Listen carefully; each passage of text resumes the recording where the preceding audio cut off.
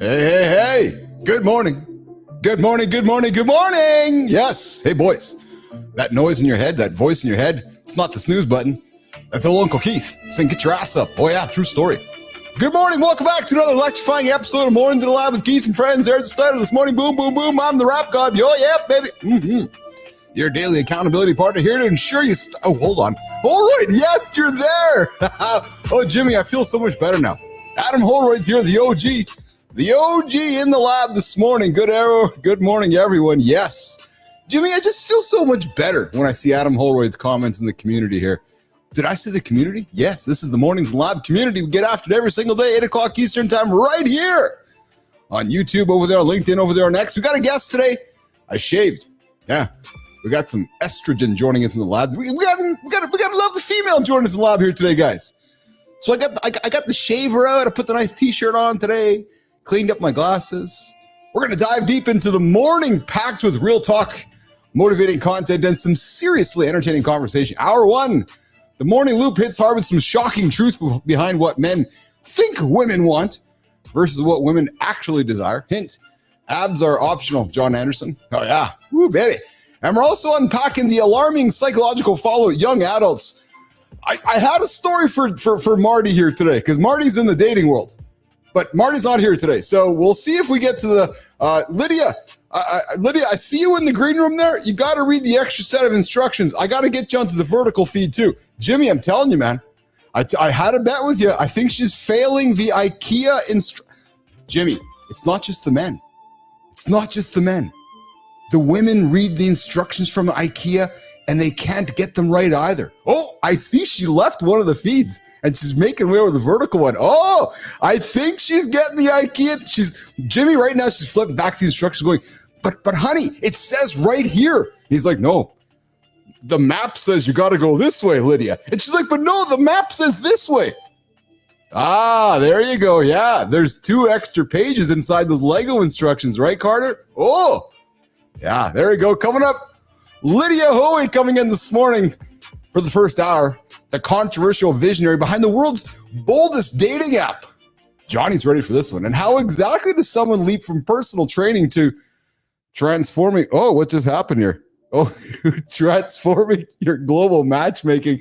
Stick around for deep dive. We're going to redefine fitness for mind, body, and spirit. Discover what it truly means to be a complete man. And before the hour is up, we're going to bust myths wide open. Can vegans really build some muscle? Jimmy, having problems with the build world these days. Build. Lady Drew, I see you there in the comments.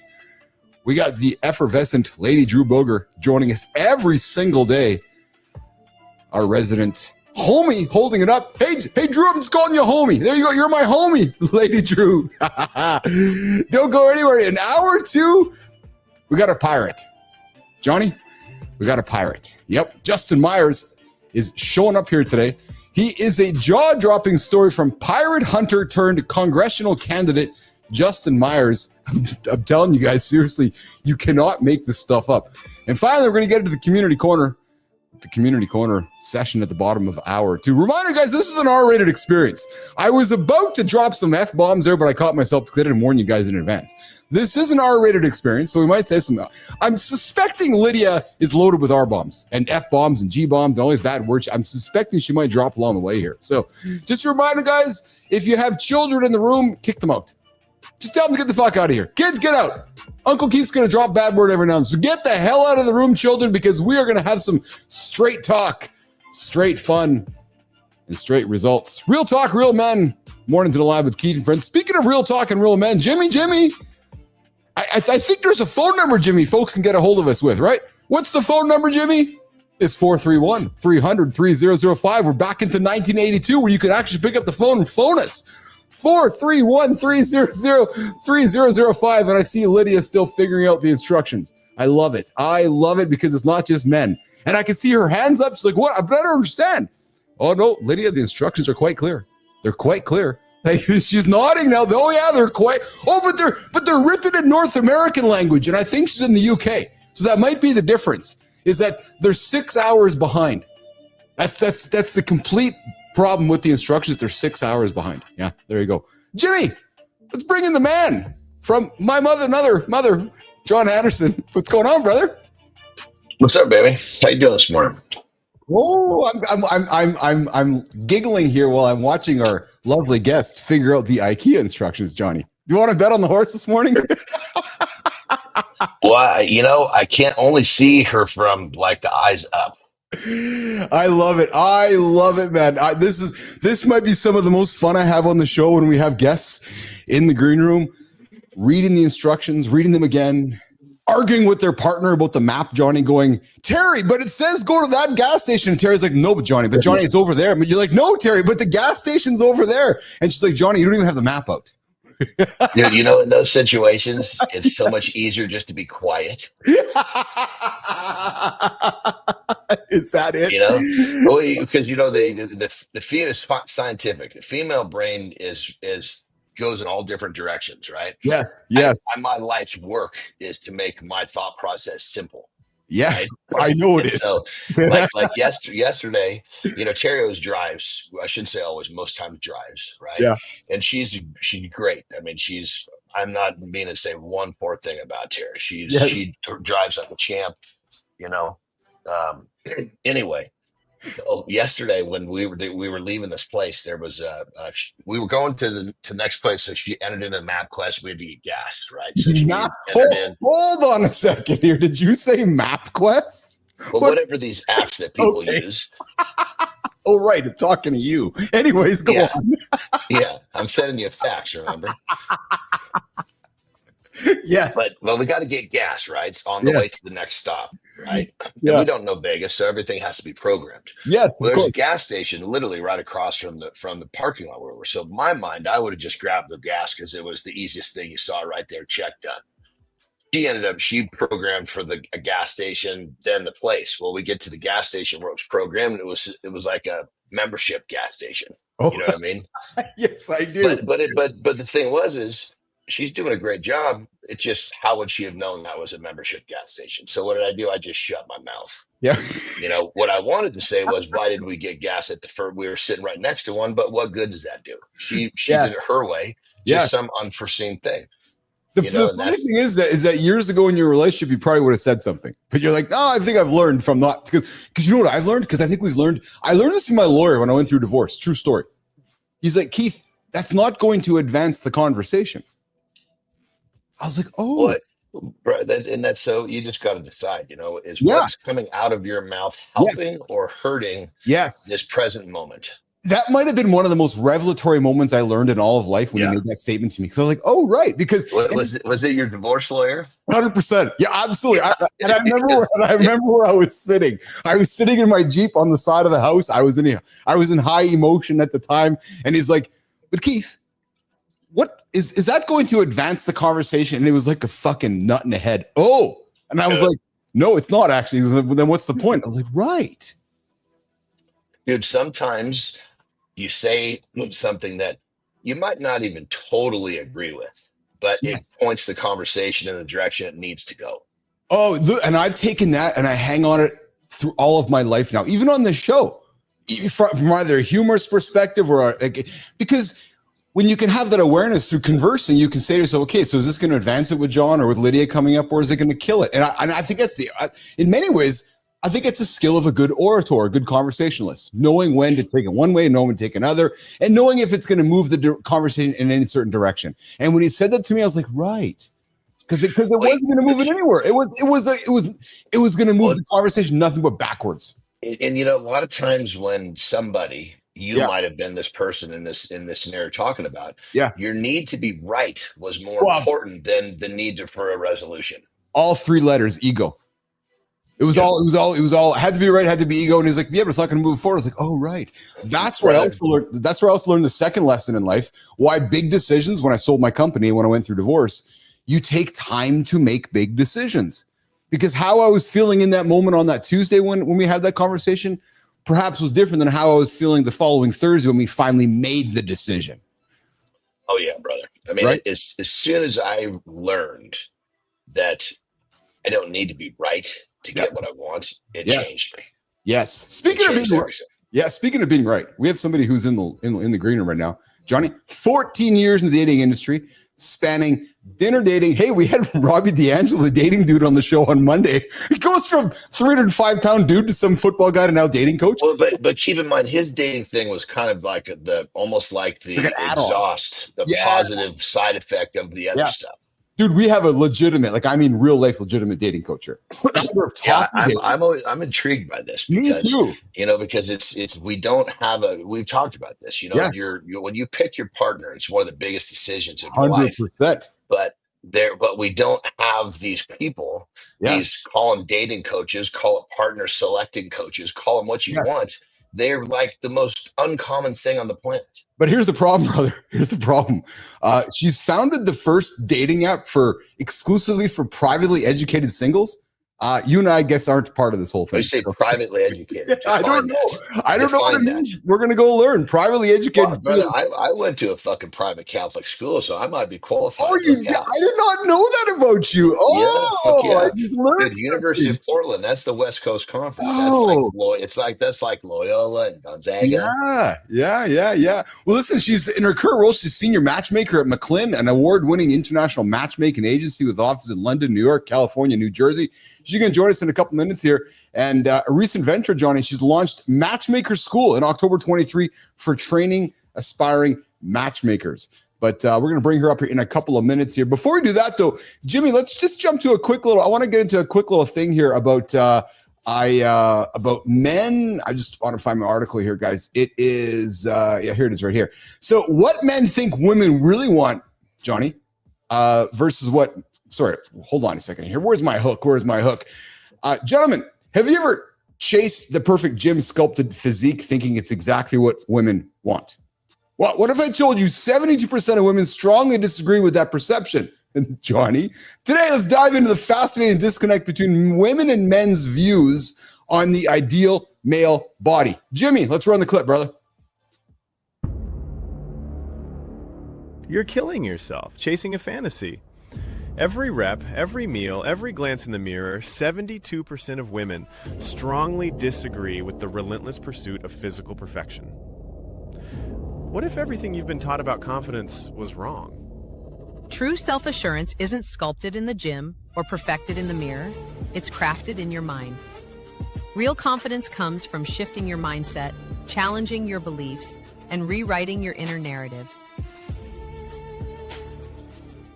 Women desire the extreme masculinity that have been created by Keith and Johnny. Oh yeah, these awesome muscular physiques, these huge men with wonderful brains. But reality is, guys, surveys and studies consistently reveal that most women, except for my lovely partner and Johnny's lovely partner, prefer a balanced, athletic, and natural physique. A significant study, Johnny, by British retailer Jack Caramo revealed that women favored a born-next-door look over highly muscular physique. So I guess you and I are out. Women find moderate masculinity with balanced proportions most attractive. Jon Andersen. Well, I think I agree with this 100% because you could be on a physical level, you could be kind of pathetic, but if you've got this big swinging dick attitude, people don't see the outside like they see, versus if you've got this, and you see it all the time. I mean, goodness gracious. I mean, I developed my confidence through my physique, right? So there was a huge period of time where I was on the other side of the equation. Where you might look at me and go, holy shit.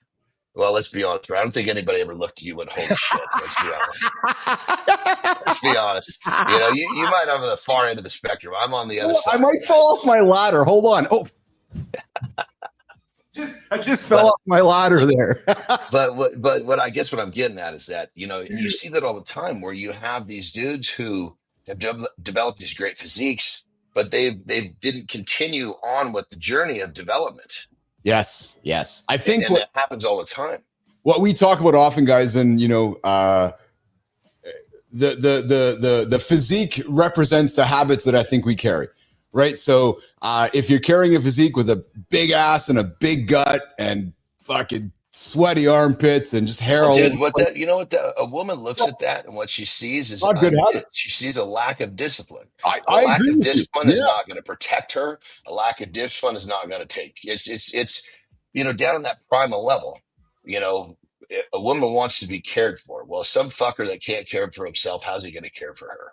So guys, I invite you to focus on some balanced fitness goals to get after it today. Aim for those moderate muscle tone, overall health, rather than extreme muscle growth. We talk about it all the time on the show. Guys, if we spend as much time on our brain as we do on our muscles and our biceps, we're probably going to have a healthier relationship and a healthier life. So prioritize approachability and personality. Yeah, you want to have some nice biceps, but remember, the physical appearance is important, but your confidence, your personality, and your overall health matter the most. So well, here's the thing too, brother. You know, there's a lot of, like, I'm a classic example. I started off developing my physique for my confidence. Right? Yes. So did Roddy D'Angelo. Yeah, and many people do that. Yes. Right? And then all of a sudden, like for me, all of a sudden my physique or my training or my ability to move heavy shit became like a more of a way of life. So there was a period a little bit later where, I mean, I had opportunities just coming at my ears with females, but I wasn't interested.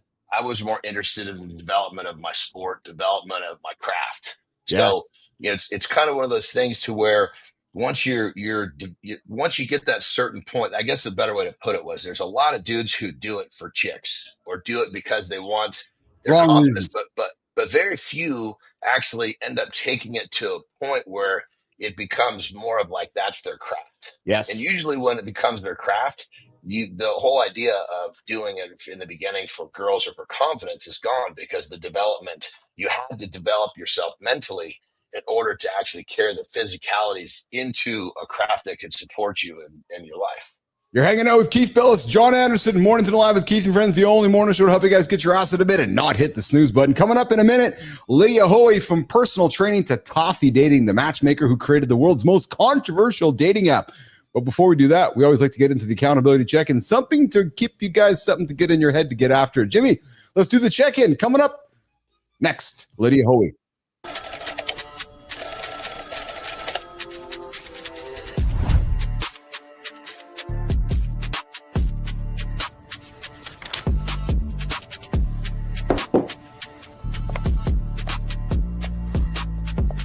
I am capable. I am strong. I will achieve my goals. Today is a new day.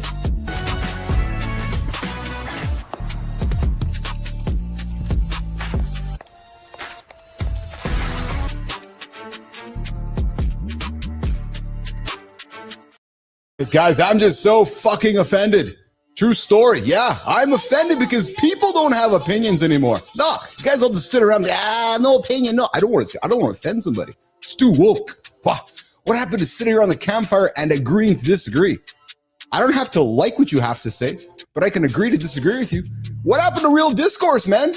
Look, you're not an ass for having an opinion. No, opinions drive conversations. Conversations drive connection. I disagree. It doesn't have to start a fight. I disagree doesn't have to mean I disrespect you. Somewhere along the motherfucking way, humans decided silence is safer than honesty. Somewhere along the way, we all decided to drink the same Kool-Aid, only the same Kool-Aid. And really? Is that what the world's all going to be about? Listen, silence creates distance, resentment, misunderstanding, and eventually outbursts that could have been prevented by speaking up, by having an opinion and having a conversation. Here's Uncle Keith's opinion. Being honest in conversation is the only way people can truly build respect and trust. Anything else is pretentious BS. Yeah, I said BS. Because if everyone's nodding along just to keep the peace, what's the point? The world doesn't need more yes people. We need people willing to say, I see it differently. Because without the fear of being judged for their views, if you're entitled to your opinion, so am I. There's a true story. So, as you go through your day today, if you got an opinion, state it. Back it up. Have a conversation. Have some discourse. As Johnny said, it's not about being right. It's about having a conversation. There's your accountability check-in this morning on Mornington Live with Keith and Friends.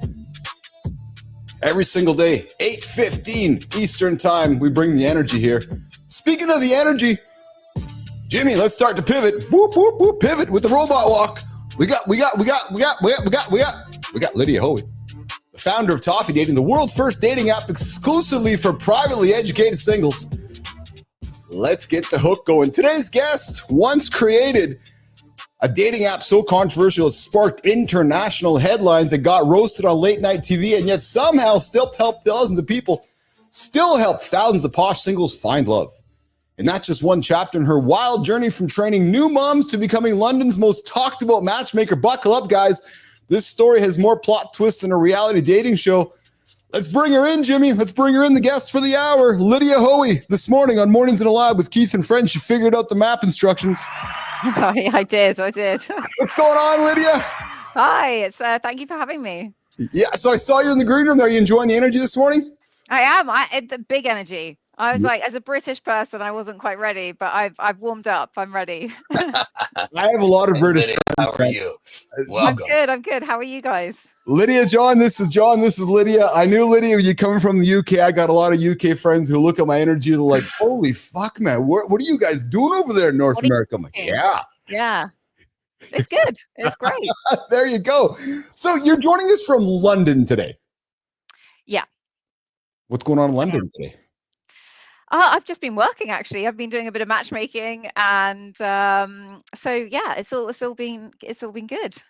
So tell us a little bit about, you're currently a matchmaking director at Macmillan International, where you help the world's most exceptional people find love using psychology-based matching.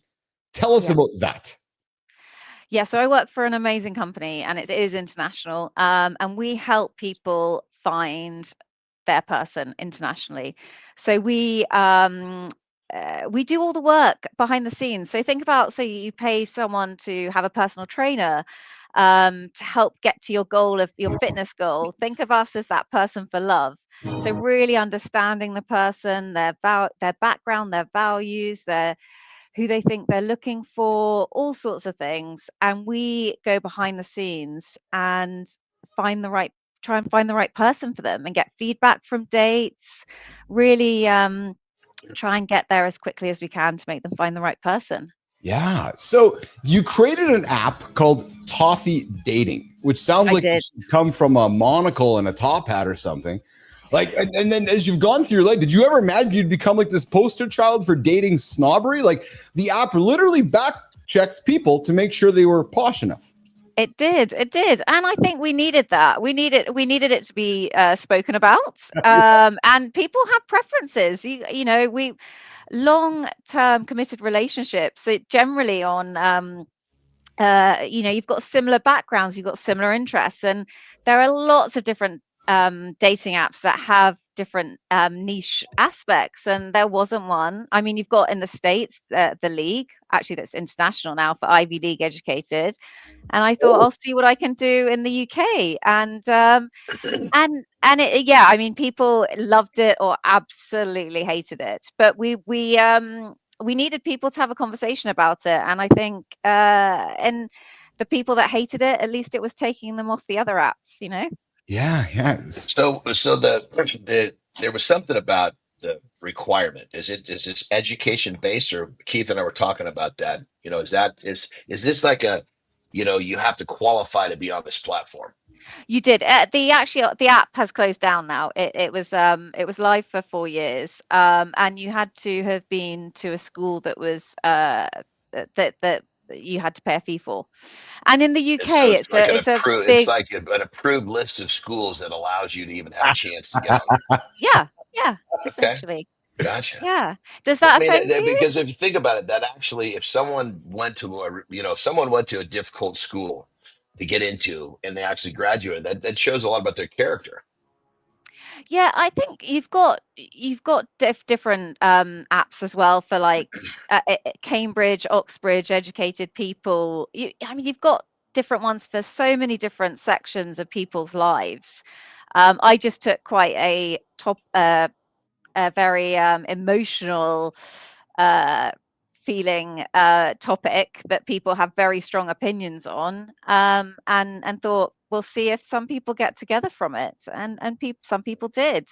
I understand the climate and some people not agreeing with it, but I still stand by, as a matchmaker, you know, there are different things that connect people, and that could have been one of them, and it did connect people. No matter what you're doing, you have people disagree, so you got to do what you feel is right. Exactly correct. Hey, you're hanging out with Keith.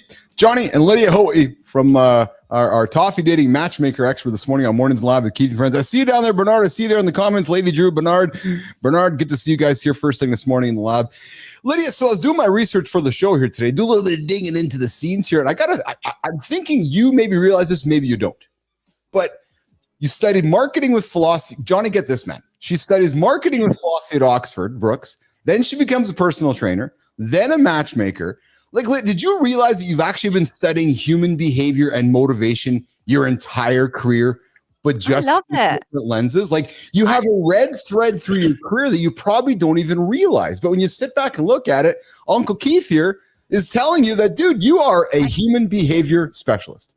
Thank you. And I think I realized that when I set up a dating app, that it wasn't people focused enough. With the matchmaking I do, I have a really great relationship with people that I work with.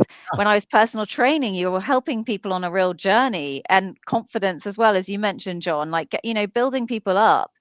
And then when I set up a tech dating app, I was like, God, this is not, it was a great experience, but it wasn't nourishing my soul, because it was all behind the scenes, tech based. So yeah, I love chatting to people. I love hearing their story. I like trying to understand people, and there's something about when you have a positive effect on the direction of someone's life. It's pretty amazing. It's hard to compare that feeling to anything else. And help people realize, especially in dating, that there are so many great single people out there. It's never been harder, I think, to cross paths with them and meet them. But just to give people hope and realize that they could get that lovely feeling again and excitement of meeting someone that could be right. And as you said, again, John, earlier, it is one of the biggest decisions of your life. 100%. Your partner. 100%. Yeah. And they're going to just enrich your life. They should enrich your life completely. So that choice is so, it's really difficult. You want to get it right. So to help people through that and give them the confidence to find the right person is really rewarding. Like when I'm working with someone, right, where, there's lots of different things that I'm helping, but one way or the next, it's some sort of self-improvement, right? Depending on their goals, I'm going to go through and I'm going to say, okay, look, these are the things we want to look at. And these are the things that we don't want to look at. Because if we get focused on the wrong things, it's going to pull us the wrong direction. I would imagine there's got to be a lot of similarities. Same in dating. People have their wish list, their platform has got to be so similar. that you don't need. So it's also we help people, fine tune what are the deal breakers and what are the preferences in dating, because a lot of people mix those up and occasionally miss great people because they've set some deal breakers that really and I'm speaking more in terms of like dating apps where you can set preferences, or you come to a matchmaker and you talk about that. But when you meet people in real life, those deal breakers sort of go out the window, because it's that chemistry you've got with someone. It doesn't really matter if they're a little bit shorter, taller than you thought, a little bit, a little bit this or that. You've got that chemistry, and that's setting a filter is not going to somehow locate your chemistry. No, exactly. And a lot of us, I think, judge on the looks, on the photos.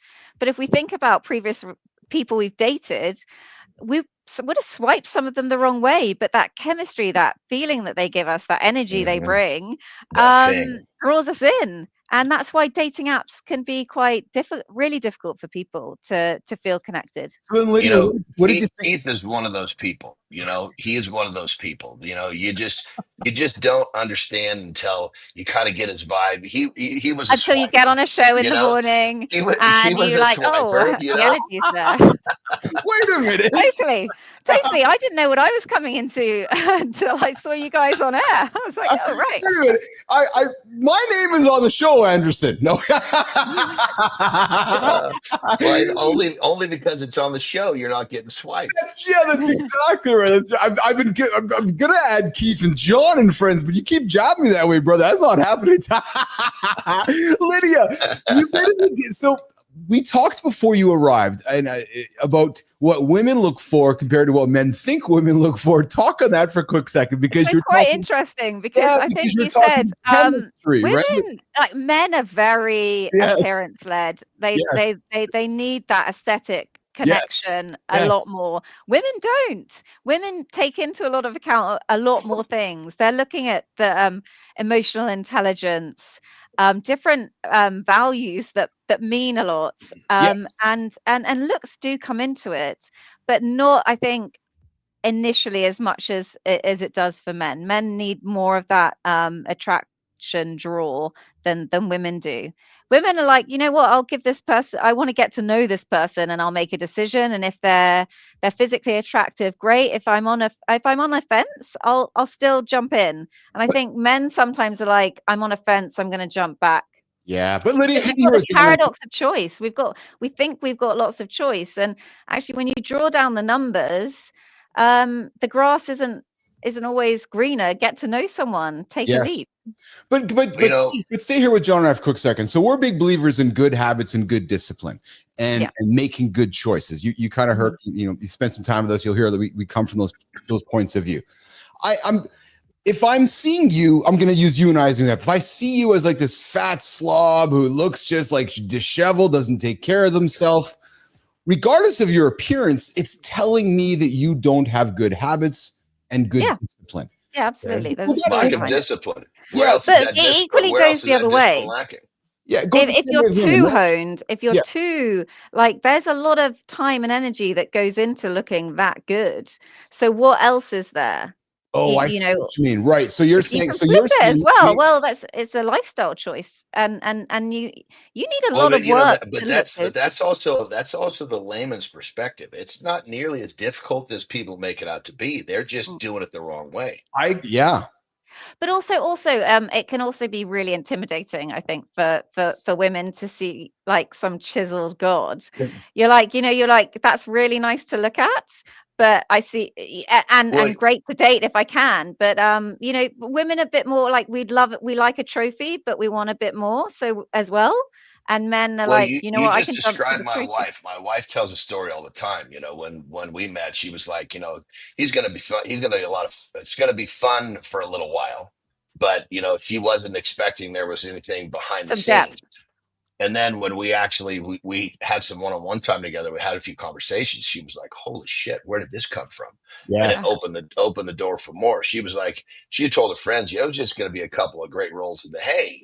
Yeah. This looks like, it's like, it's like, shit. He's like, "I've never had one of those. If I want to ride him, what's that going to be like?" Well, Lydia, we say it all the time. We always welcome folks to come judge the book by its cover on this show. Because you'll look at me, you'll think, who's that fucking douchebag? You look at Andersen, go, who's that fucking dude? And then you're like, oh, but they're talking about feelings. Oh, they're talking about some emotion. Oh, they're actually having some mist in their eyes. Because we like to be real men on the show, and a redefined real men. We have some fun, but always lean back to positive choices, good, inspiring conversation. There's enough bullshit in the world, Lydia. So we're trying to create a show and an experience for men to feel inspired, to get after it and make good decisions. Speaking of, Lydia, so I want to be respectful here. We had you for 13. I can tell we're going to have a lot of fun. Can we stick around till the top of the hour with you? As in, how many more minutes? Sorry. Well, how many minutes do you have? I've probably got about 5 or 10. That's not 100%. Yeah, absolutely. I want to be respectful of your time, so I want to make sure. Thank you. I really appreciate that. Yeah, absolutely. And listen, you have a promotion. We want to make sure we get out there publicly. Can you talk about that promotion? Yeah, so the company that I work for, Macklin, which is an international company, specifically more offices in the States and in London, Europe. We have an open membership form, a complimentary network of people that we have that are, if they're single, they can come and join the network and be a member there. So when we have, and more in a passive sense, but when we have a member, a client of ours that we feel might be matched well with them, we can get in touch and get to know them and see if they're actually going to be a good match or not. So we're dropping, I think there's going to be a link. If you are single, and really serious about finding a committed relationship, then please fill out the form. There's a code there, Keith B. And if we have, because we work with people all over the world, if we have a good match, we get in touch and get to know you a bit better and see if we can make that happen. Awesome, guys. The links here in the comments, guys. The links also in the YouTube description to connect with Lydia. We're gonna come back to Lydia in a quick second. Here's some quick comments from the community here. We got Matthew Roof sharing some comments. What's up, Roofy? Good to have you here in the comments from Kindness Rising. Sharing your vote points and listening to others is uncommonly kind. Respectful conflict can drive growth. We got Brophy coming in saying, I can't remember the last time a lady was on here. Yes, exactly. We got a wonderful compadre this morning. Batshit crazy. What's up? What's up? And of course, we got John Jacob Jinglehammer saying, thank you for putting on a well-produced show with real topics, true passion, and great guests. We got some great comments coming up here in the lab. Hey, Lydia, tell us. Real quick, I just want to say excuse the interruption, everyone, but I've got to ask, do you offer services to handsome AI dudes too, Lydia? Asking for a friend. What was that? That was his AI version of himself, which God, he's so AI. proud. He's so proud of it. It's unbelievable. Johnny, what's your question, brother? So I just wanted to point out that we've had tons of guests on this show. Yeah. And all walks of life. But Lydia, you're the second one that we've had on here that's been primarily, matchmaker solving this problem. And I just want to point out that, this is like this problem is at the top of the totem pole for most people. And I think I just want to point out the fact that this should be a new, call it a business, call it a movement that I believe should be much more welcome, because, we try to sit here and solve different problems on this show all the time. But we're really one of the biggest ones is the problem you solve. So I just want to make it known that I think that, your industry, I think, has a much bigger place in humans' lives than it actually has. And I think people should take more advantage of it. Yeah, I think, and it makes so much sense. Like we work with a lot of successful people, but people that have planned their life meticulously, worked towards lots of goals in their life, but have never done that for their romantic life, for finding love. Like they've never thought about doing the work. It's a societal. Well, yeah, it's really strange. And actually, when you start looking into it and work out how you're going to make it a positive experience, then you're going to have the best fun and you're going to meet people. And I think a lot of people just think, oh, I'm going to date, I'm going to get on a dating app, and they get fatigued, they get disheartened, their confidence goes down. But there are so many other ways to meet people, doing things you enjoy, different clubs, Totally. looking up from your phone. Put your phone away when you're commuting, when you're doing stuff in the gym, or out and about, because you can meet people at any time, any day, and you just need that spark, that feeling back to be like, oh shit, this is what it's about. This person's made me feel good. And dating apps, sometimes people don't feel it and think it's not going to happen for them. And we match people up to their 80s. Wow. People are looking for love all over the place. So it's really sad when you think about that. People aren't as excited as they are. I think people forget that they need to flirt. They can just meet people wherever. And I think a lot of it is like this social atrophy, where we're just connected in such a disconnected way. Well, myself as a perfect example, I didn't have any of this guidance. It was just me kind of figured out. Probably the largest influence is my older brothers, as you can imagine where that was going, right? Yeah. And so long and short, I'm not complaining, 'cause I have a wonderful wife, and if something had been different, we might not be together. So that's not what I'm saying. But what I am saying is that, had I had the proper direction, it would have probably helped me from getting involved with the wrong females, which then gave me a whole bunch of bad habits that my current wife had to get through before the real me could get out. Yeah. We're hanging out with Lydia Hoey, from personal training to Toffee dating, the matchmaker who created the world's most controversial app here. I'm going to get some quick hits with Lydia. Johnny, I suspect we could have Lydia here for the full 2 hours, but I think we're gonna have to invite her back. Actually, I got a whole list of curiosity that I'll come back. Now I know what I'm in for. I'm game. I'm happy. I think we got to have you back. I got a whole list of curiosity just waiting to come at you.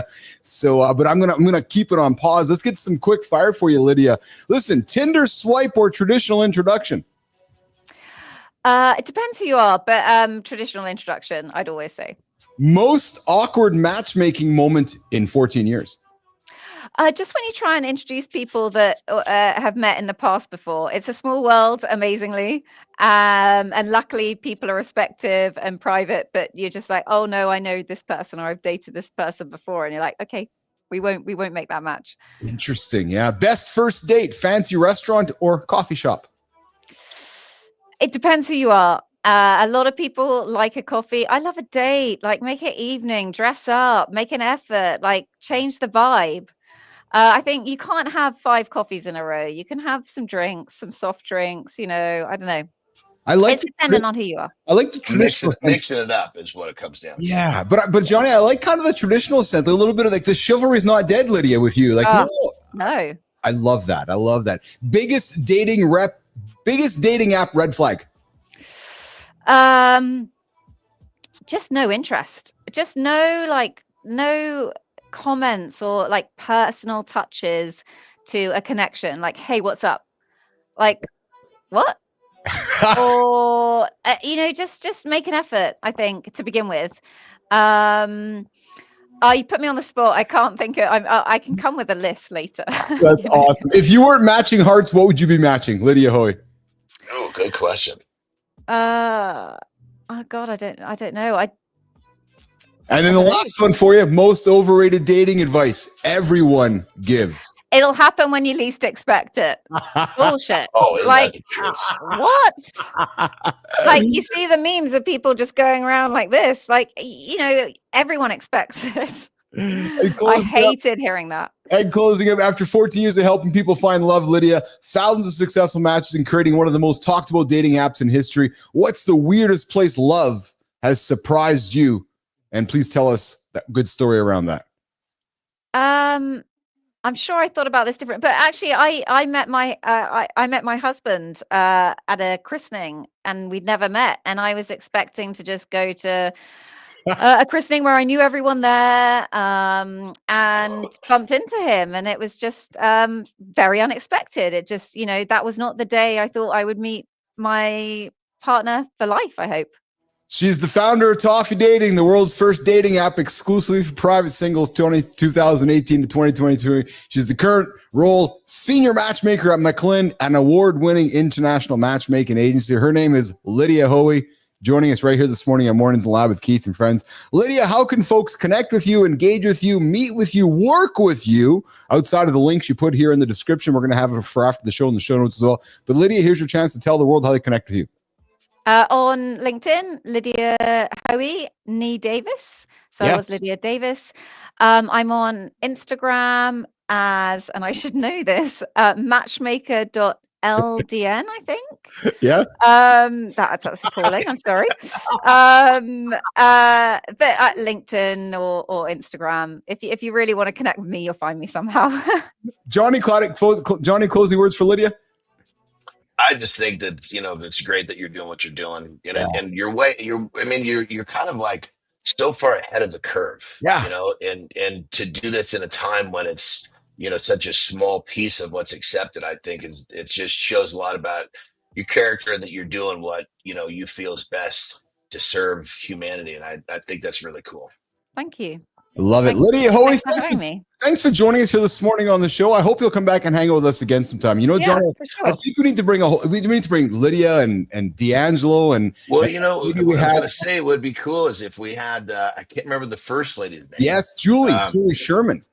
Yeah, and then if we brought Robbie, it would definitely break it up a little, because he's not really a primary matchmaker, but it's part of his service, if you will.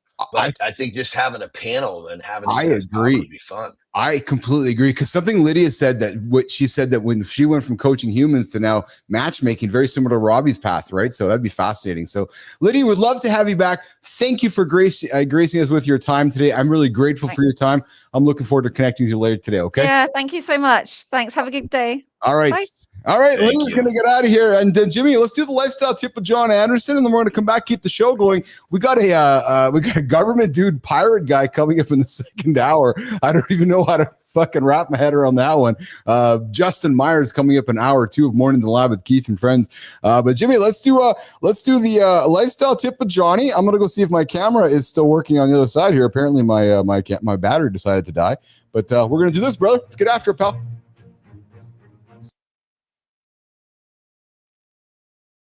All right. You're tired. You're fat.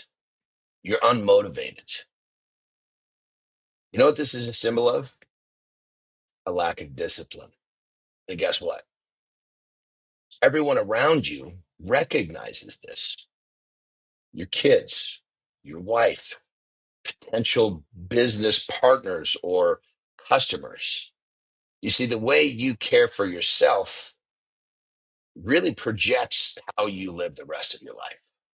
I'm not saying you got to be Superman, but I'm saying you need to think about how you care for you. Are you sleeping properly? Are you eating properly? Are you getting proper movement? Are you spending time improving yourself? Are you reading? Are you meditating? I know people don't like that word. Are you sitting in silence? Are you spending time with you, developing you? Because if you're not, very transparent.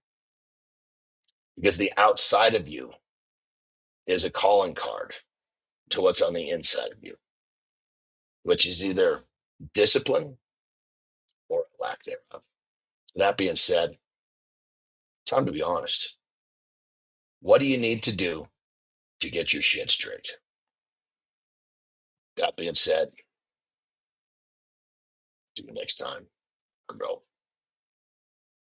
What do you need to do to get your shit straight? That's the question from Jon Andersen this morning on the lifestyle tip. It's a great question, guys. It's a great Tried question. to keep that one like slow and sincere. Like let me actually reach in and grab somebody's fucking heart and say, hey, let's go. I love it. I think it's a great message for have guys get their day started here. There's somebody getting at it today. They're wondering why their day's maybe a little bit kind of going in the wrong direction. And guys, maybe it's just a moment to pause, have some awareness, and get your shit sorted out here. One of my buddies, back to the matchmaking thing, right? Yeah, one of my buddies going through a breakup. Really cool cat, really successful dude too. Yeah. And he's kind of getting into the dating world, right? And of course, he's attracted to these people that are like him in terms of their business. Yes, but he doesn't look that way. I'm like, I'm not going to use his name, but I'm like, brother, do you realize what these chicks look at when they see you? They see lack of discipline. yes. When you look at them, do you see lack of discipline? He's like, no. I said, well, okay. You're playing up pretty good here, buddy. I'm not telling you shouldn't, but maybe what you should do is actually, take the bull by the horns and start to develop some of this discipline in the areas where you're lacking it, because you're clearly attracted to the people who have it in all areas of their lives. That's So why don't interesting. you be one of them? It's interesting to hear you put it that way, because he's attracted to discipline. Yeah, But he's not. I was in that. Marty, I see Marty often will put content out there where folks will say, I want a human that looks a certain way, yet they look in the mirror. They don't look at they're not doing it. And their habits and discipline aren't perpetuating what their desires are, right? And it's like, I'm an alcoholic and I want a sober person. Oh, yeah. Wait a minute, something's not working here. Well, and it's like that whole concept of don't throw a stone.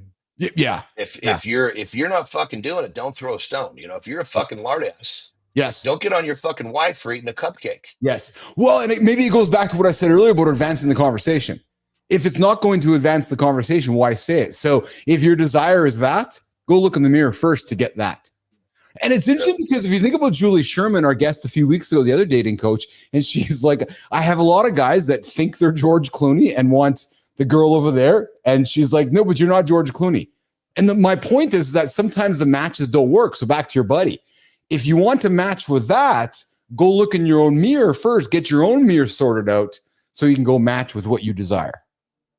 Well, 100%. And a lot of times, when someone's like really crushing in business, they're going to get that respect as if they're disciplined from a lot of society. Yes. But when it comes to picking a partner, yes. I mean, it goes to primal shit.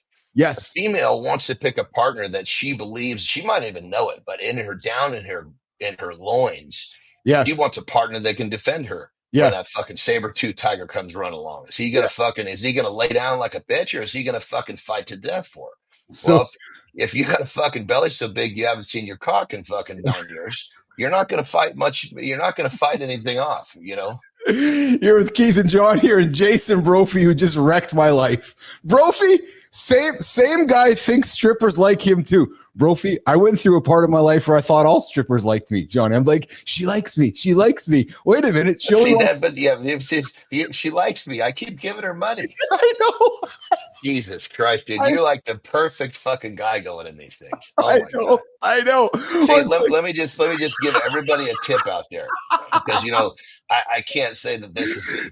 I'm proud when I say this, but strip clubs is one of my jams. Right? Yeah, well, it was mine too, brother. Absolutely. No. It wasn't your jam because you were paying. You go into a strip club and you never fucking pay ever. And you establish a presence that you come in and you never, ever fucking pay. Yeah. Ever. And then about 1 o'clock, yes, you start finding the girls come to hang out. You're not paying. Yes. But then you got guys like you on the other side that are fucking doling out the fucking money, and you're convinced that they fucking like you. What in the hell do people fucking think like this? Brophy, help me, man. I'm lost in this situation. I thought strip clubs were my GM, he says. But he was fucking doling out the fucking 20s. I thought I was supposed to make it rain, Johnny. I thought I was supposed to make it rain. Well, I guess you want to make it fucking rain if you're going home by yourself. Raining with dollar bills. I love it. Oh man, I love it too. Let's look at the comments here. We got Brophy coming back with he loved your slow burn, man. He really leaned into your comment there. Batshit crazy coming in as well. What's up, Batshit? Good to have you here in the comments this morning. Hey guys, just a reminder, you guys can join the show 431-300-3005. Seriously, give us a call. I'm going to answer on the phone here. So Brophy, John Jacob Jingleheimer. The best name in our community, Johnny, is Jon. Yeah, I was gonna say you can't do that. There's never going to be a better one that's going to come along. You don't understand. I'm going to tell you something, man. Like you got to you got to retire that name, or nobody else can even try to have it. I got to tell you something. You know what's really cool, brother? We do this show every single day, and we get here, and I said it to you yesterday. People show up and they hang out with us and they stay for the whole show and they come back, and there's truly a community, being created around within this whole situation here. It's pretty fun, man. We got Brophy talking class jumper, and of course we got our brother coming up with a big announcement tomorrow. Matt Roof, speaking of announcements, I'm going to talk about this in a couple minutes. We got Roofy coming in with, yes, where the matchmaking perspective is amazing. Most people don't think about it and work at it. Matchmaker equals intention to, I like that, Johnny, because you talked about earlier, right? Matchmaking equals intention. And you talked to her about that you think more people need to spend more time with it. But I think there's like a stigma, right? There's like, oh, you got a matchmaker? Well, no, fuck. Well, I mean, but you think in the beginning there was a stigma when you a fucking personal trainer. Oh, well, you don't know what to do. Yes. Anytime something new, people are uncomfortable. When people are uncomfortable, they're going to talk smack. Yeah. Yes. That's a guarantee. Oh, 100%. Brophy's coming back with, John Jacob, my AI has a name. Yeah, it's called AI Keith, or you can call it Keith. But Brophy comes in and says, just don't sit on Sniffer Row. Brophy, that's the best fucking seat in the house, man. Come on. Why would you not want to sit on Sniffer Row? I don't know. I'm just thinking out loud here with us. So, Johnny, you got to go for a piss break, man, or not? I can use a piss for sure. I'm not drinking. My water consumption is a little slower because my groove is a little upset because I'm in a hotel. Yes, I know you are. Well, listen, why don't you take a quick little pee break? I want to set up some things that are happening here in the lab, and you come back, we'll keep it rock and rolling. Okay, let's just get one kind of ABCs of Jon Andersen out of the way moving forward. What's that? There's nothing in my life is little. I don't take little anythings. You can give me a pee break, but it's not a little pee break. Get the hell out of here. Jesus Christ. Yeah, exactly. What's going on, everybody? Keith Billis here with Jon Andersen on Mornings in the Lab with Keith and Friends. Oh, just having some great fun conversation. Coming up, we have a dude, Justin Myers. I think he was a pirate or was a pirate hunter or he's a politician, but whatever the hell that is. Hey, tomorrow, Jimmy, throw the picture up, man. Throw the picture into the community. Show what's guys over there. So, guys, this is where my point of view right now. So if you're all wondering what my point of view is, that is my point of view right now, looking straight ahead.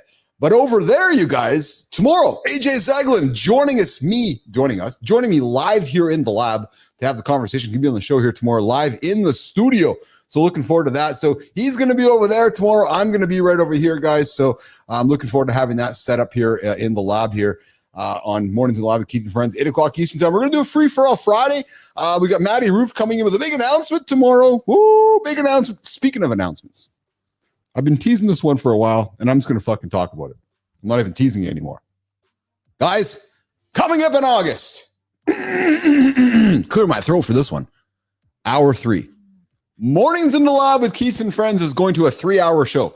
True story. Lady Drew, Jason Brophy, Good Time, Holroyd, all of you guys, Batshit, Bernard, 3-hour show coming up in August. Why? Jonathan Bannister officially joining the Mornings in the Lab team. Yes, he is. Jon Bannister is joining the team. We got the confirmation yesterday. I've been teasing it. I'm excited about it. I want to share some cheers here. Johnny's going to come back. We're going to talk about it for a couple minutes here, but we got hour 3 coming up here in August. Hour 3 is going to be very much about business, marketing, digital marketing, leaning into the topics of today in the digital marketing world. So for business owners, entrepreneurs, all of you out there who are trying to figure out the world of AI, trying to figure out the world of marketing, trying to figure out the world of business, we're going to lean into conversations through my business experiences, through marketing experiences.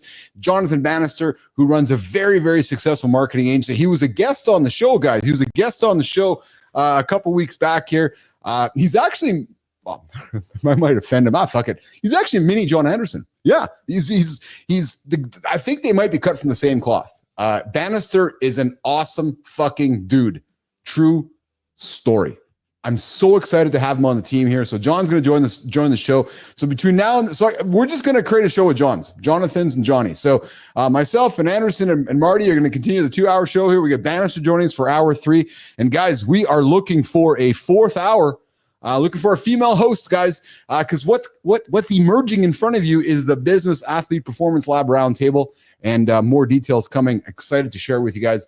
Myself, Maddie Roof, talking to folks out there to continue building this show. Guys, the vision is that 6 hours a day, 4 to 6 hours a day, you guys will have live, inspiring conversation from folks like myself and Johnny and Bannister and other folks like the Lydias of the world, folks that are helping us all achieve big, audacious goals, right? So that's coming up. So we got that 3rd hour coming up in August. We're still working on a date, but I'm truly, truly excited about that. Jim, let's bring Johnny back on screen here.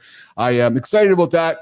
And we're going to be walking, and we'll be teasing a lot of the Bannister conversation between now and then. Thanks, guys, for the compliments. Holroyd, I see that. Brophy, hell yeah.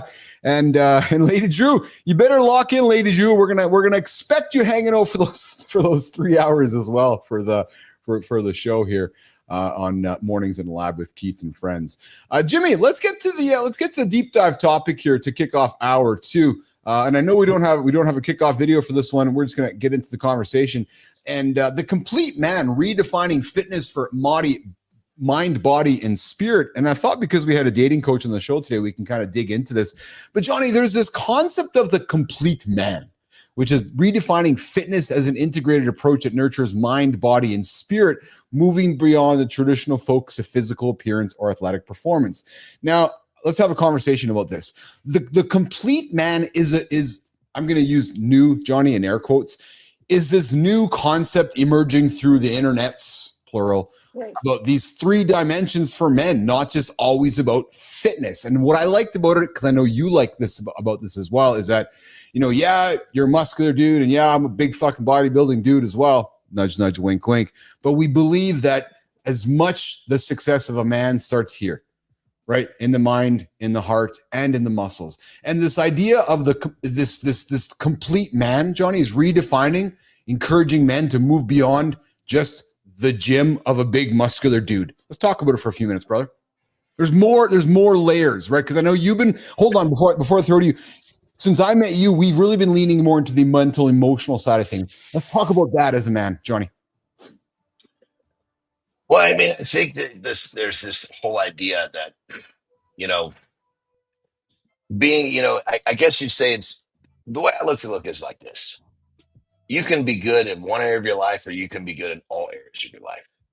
And usually someone is going to get good in one area of their life as a means of development, a means of finding themselves. And then for so many people, it stops there. Yes. So yes. I think the key is in that what I really try to preach, what I try to do, and what I try to coach. Okay, let's look at the areas that are lagging and let's fill in those gaps. And I think when it comes down to it, society is we're kind of programmed, not to look at it from this position. It's like, I mean, if you look at how we're programmed to live our lives, it's very, very, I don't know, surface level. Yes. We're not taught to develop our minds. Hell, we're not even really taught to take care of ourselves. So we've got to figure this shit out. We're taught fucking algebra. We're taught a bunch of shit that's not really applicable to everyday life. Here's where I think you and I can speak from a perspective of wisdom and experience. So we're both Gen Xers in our 50s. We know that Marty's of the world, in his 30s, the Bannisters, the Zeglins in their 40s. I would say that as we've gone through our journey in life, it took us some time to figure this shit out. My point is that when we're in our 20s and 30s, maybe even from Marty's point of view, we're not thinking as much about the mental and emotional side of things. So what I'm hoping we can do with this show and the conversations here is encourage our brothers, the Carters, the Martys of the world, that the complete man idea is as important. Focus on your mental strength. Focus on your emotional strength. Oh yeah, by the way, focus on your abs and your shoulders, but let's make sure your emotional and your mental strength is as important. Because John, when you and I grew up, we didn't talk about that. Our generation didn't talk about it. I mean, look at the stuff that we're taught in school. Yes. So much of it doesn't apply to the majority of the population. Correct. Versus let's just imagine if, maybe in 5th grade or 7th grade. Yes.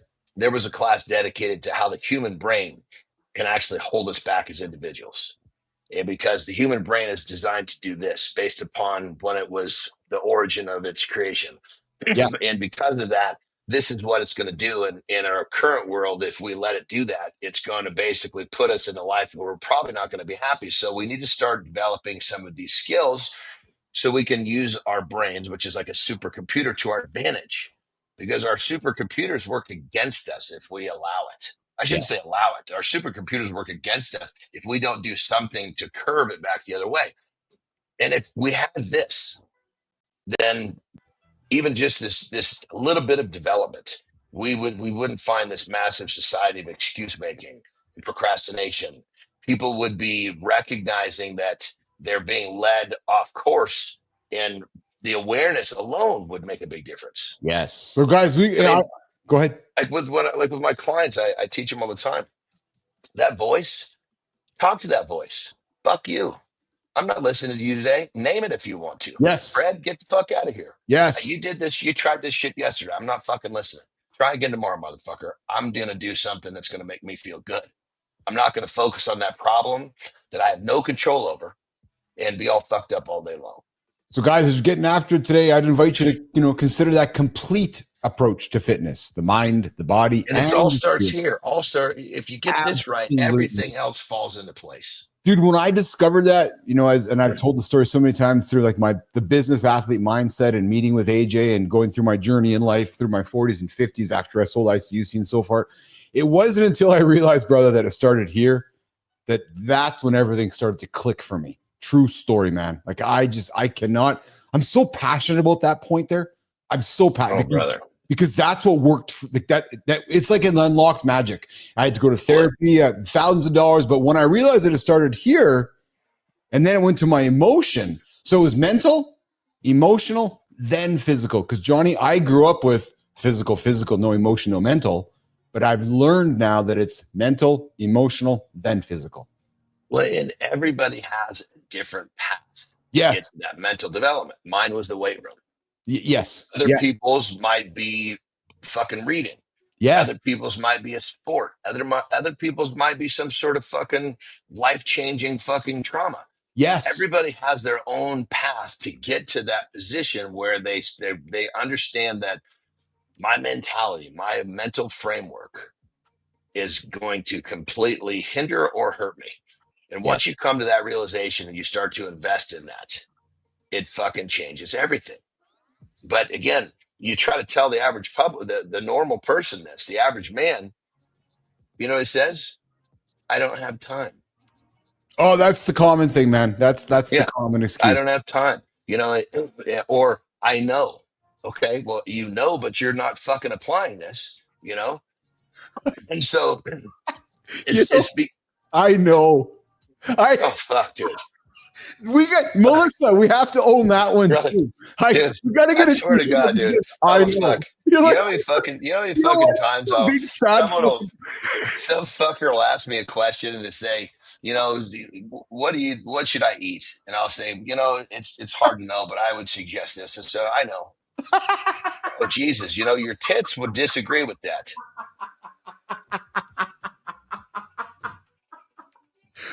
I know.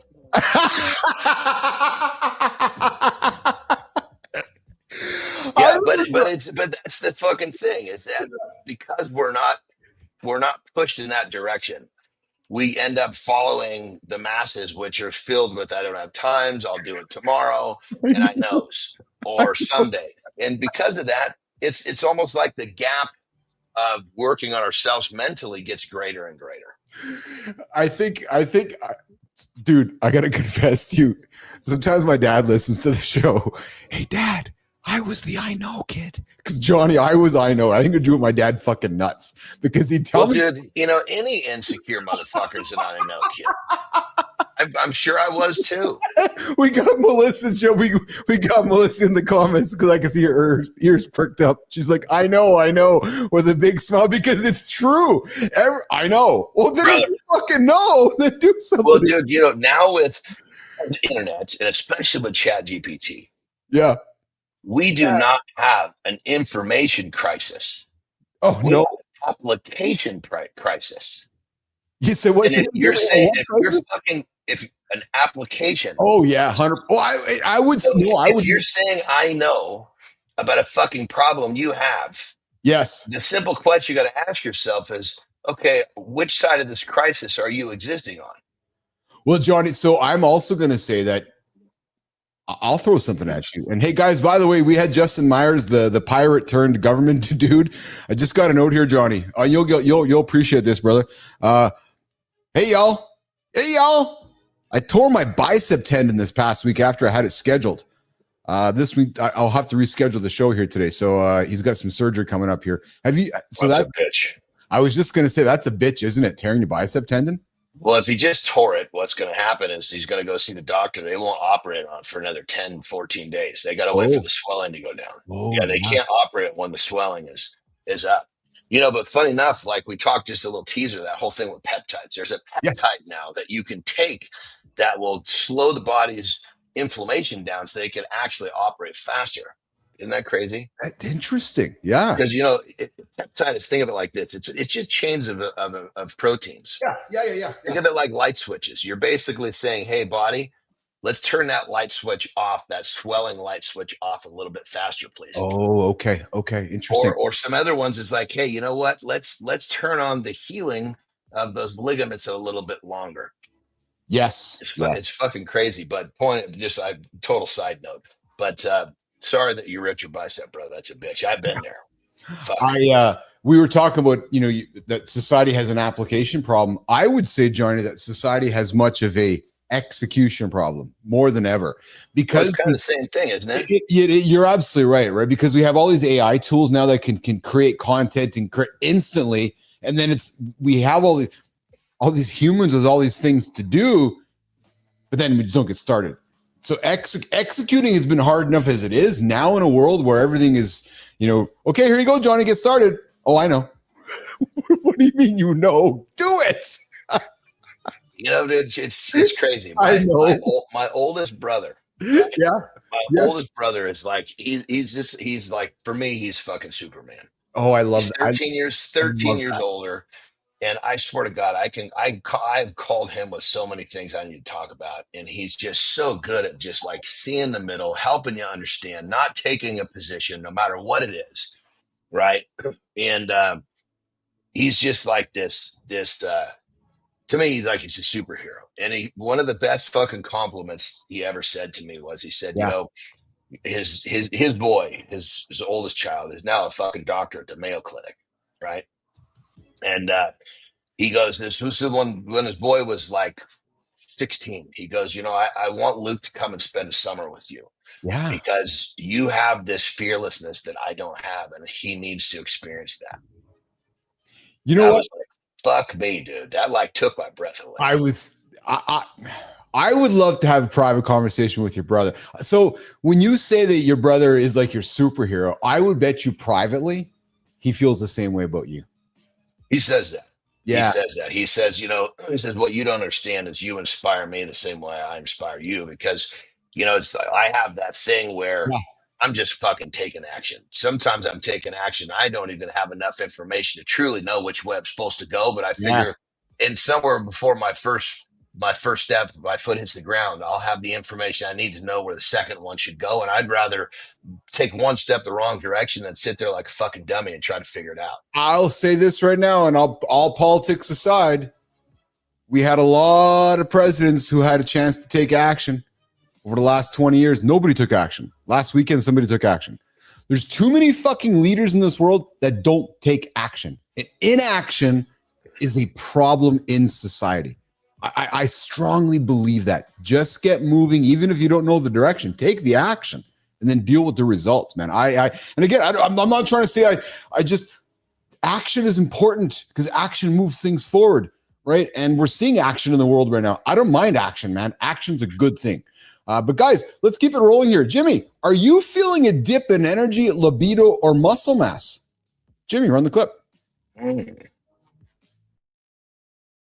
Every morning, millions of men wake up feeling stuck, questioning whether they have what it takes to break through the barriers holding them back. But what if I told you that transformation isn't about waiting for the perfect moment? It's about making the decision to act right now, in this moment, with the tools and knowledge you already possess. Today's guest represents everything we believe in at Mornings in the Lab. He's walked the path from uncertainty to unshakable confidence, from struggling with imposter syndrome to becoming a leader others look up to. His journey proves that accountability, combined with the right mindset. Clip there, Jimmy. We're talking. I wanted to get a little bit about that. So that's the little Billis there running the wrong clip there on that slip there. I want to talk about the testosterone revolution. John's been talking about. I was kind of wondering how that was applying to what you said. I was so was I. So guys, John's been talking a lot about peptides here recently. And I want to have more conversations around peptides recently, but I found a quick little thing to throw on the tables for us to get into this morning about men helping men start their day with 4 simple natural morning habits that can naturally double your testosterone to get your day rolling. Again, some of the stuff's going to be repetitive, but I believe in repetition and awareness, because that's how we move things forward in life.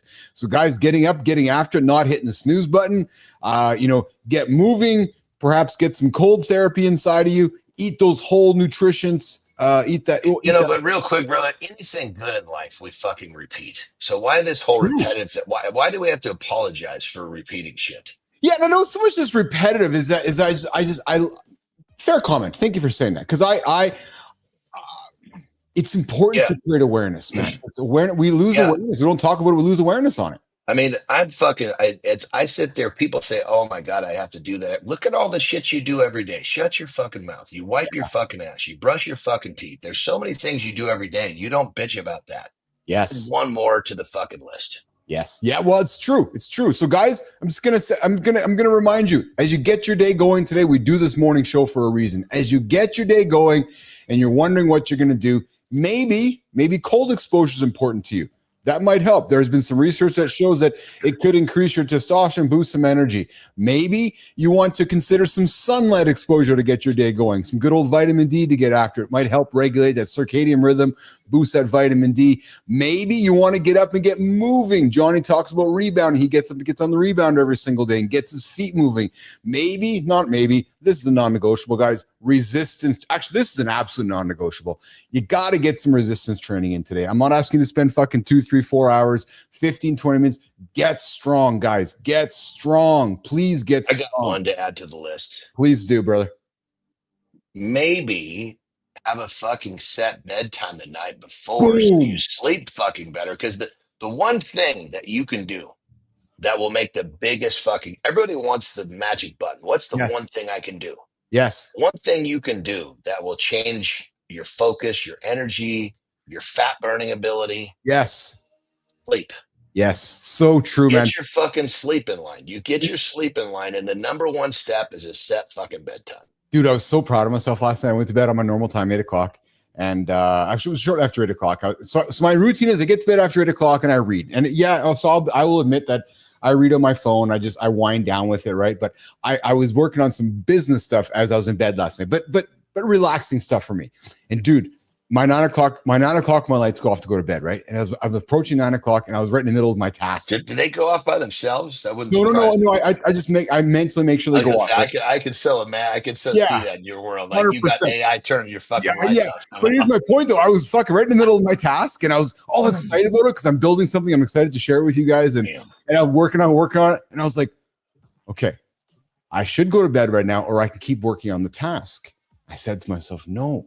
The task is still going to be there tomorrow. So, Johnny, I put my phone down and I went to fucking sleep.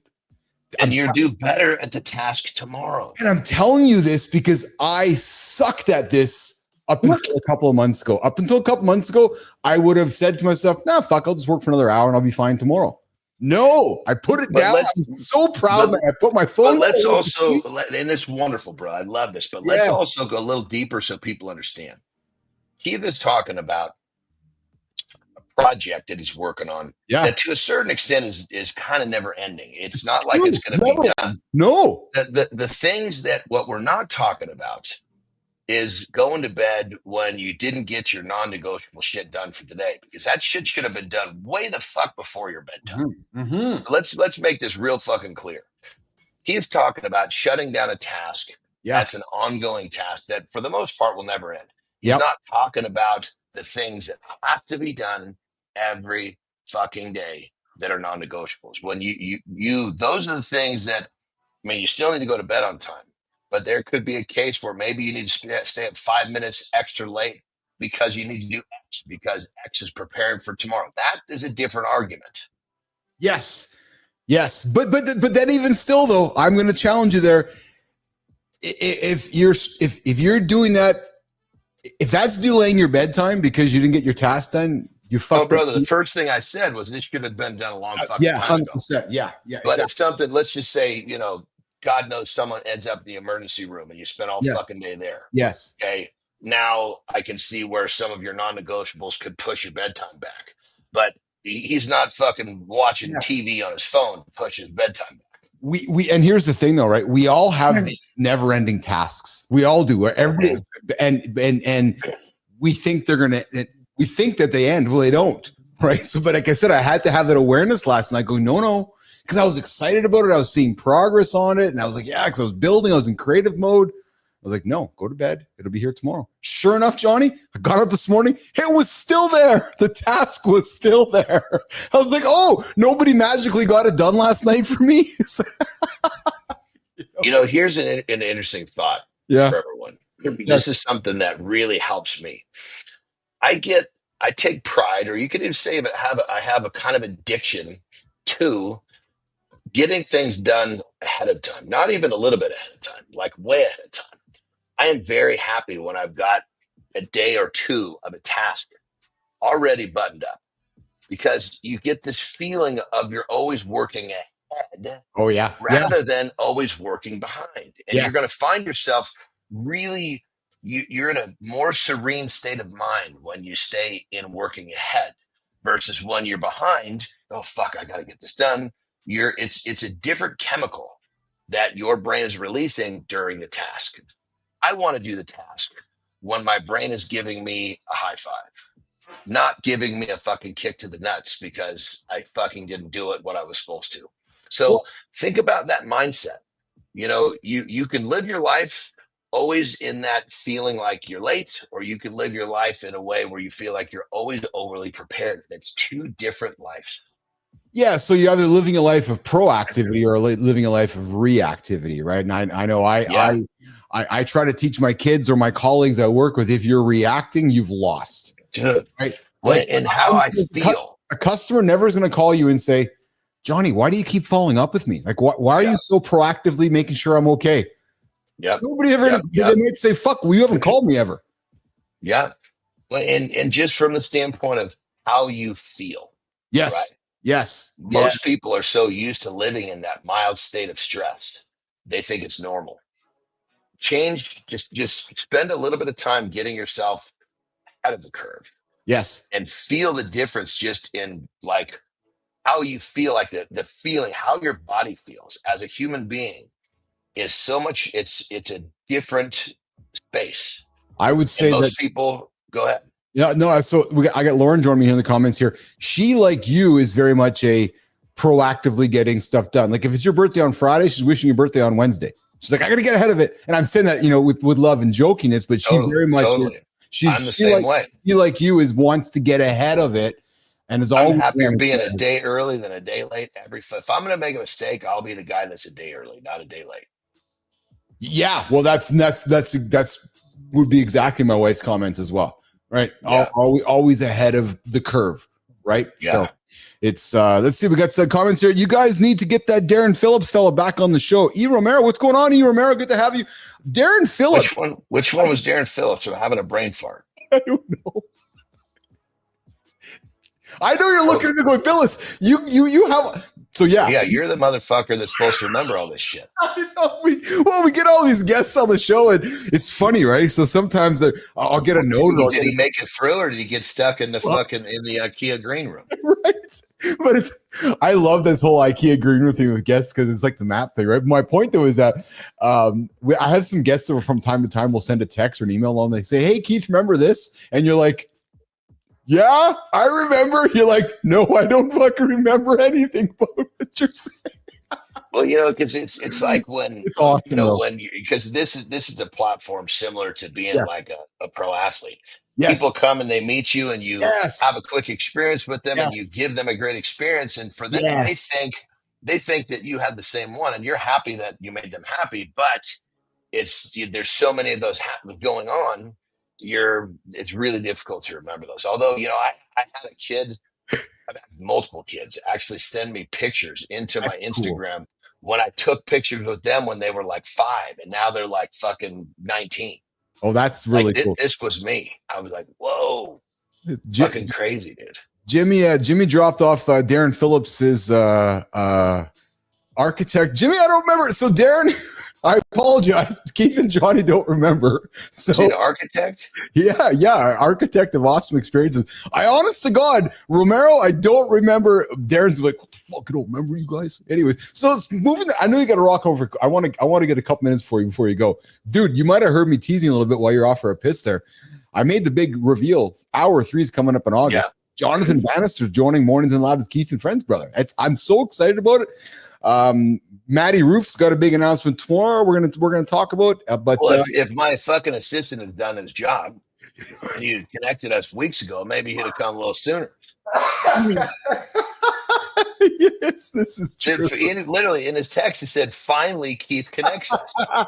Literally, that was the first thing he said. I met his lovely wife yesterday. I'm not sure. I'm not. So we talk about matchmaking there, Bannister. I'm wondering if she maybe was blind when she met him or something. But I met his lovely wife yesterday. Bannister's a good-looking dude. How fucking pretty could the wife be to put him in the non-pole position?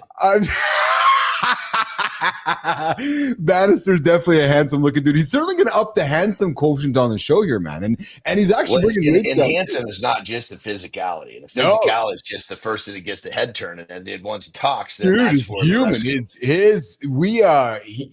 Man. I had a meeting with him yesterday. He presented myself to Maddie Roof and myself what he's working on. And Johnny, his presentation, I swear that I'm not trying to toot my own horn here. I swear I was giving it. It was incredible to me how aligned that we are collectively with some of his beliefs. I was like, holy fuck, man. Like, did you read my script? Like, he was awesome. What he's talking about, what he's leading, what he's selling, the value he's going to bring to this experience for our 3 hours, man, it's awesome. What I love about it right now, our first couple hours here, we're talking mental and fitness and lifestyle and mental emotional stuff. And then as we get to hour 3, we're really going to lead to digital marketing and business stuff. And, and I'm hoping over time you can jump in and out of our third hour and talk business stuff. But the third hour is going to be very much leaning into, the world of marketing and digital marketing and business and how we're growing our business. You know me, brother. We just have to work out a schedule. Exactly. I know you are. Yeah. And I know you're going to love it too. And we're going to add a lot. That's going to be a third hour experience. I got the new set up over there. Jimmy, if you got that picture, throw it up there, brother. I got a